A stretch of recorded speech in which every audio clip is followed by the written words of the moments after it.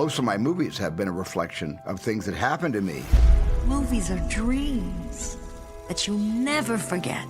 And this story kept tugging me back to actual memories, and seeing them unspool in front of me, it was just like nothing I have ever gone through before. And ultimately, it was a very good experience. So soon, 2 years after my father passed away, and 5 years after my mom died.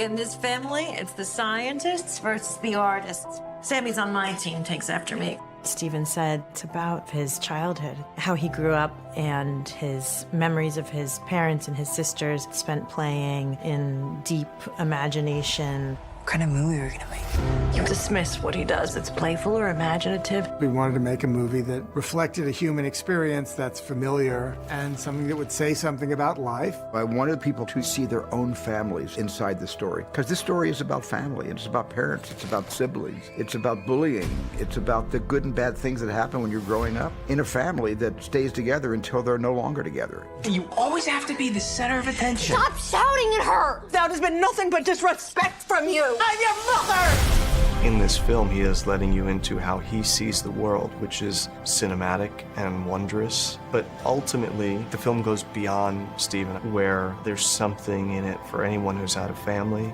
for anyone who's loved the movies, for anybody who's dared to dream big. Family, art, it'll tear you in two. Fabelman! And he would show up on set, see us in our wardrobes, and you could see it just hit something in his brain, and he would just start crying. You stop making movies, it'll break your mother's heart. And it really emphasized how personal it was and how special it was to him and how vulnerable he was in a lot of ways. You can't just love something, you also have to take care of it. It's more important than your hobby. Can you stop calling it a hobby? If this was any film, it would have been a very impactful learning experience for me. But the fact that it was a Steven Spielberg film and the fact that it meant even more to him than it did myself, I'm very grateful to be a part of that. I don't know what to do anymore. You do what your heart says you have to.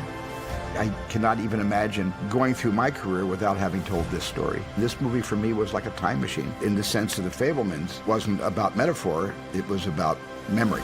What was your favorite part?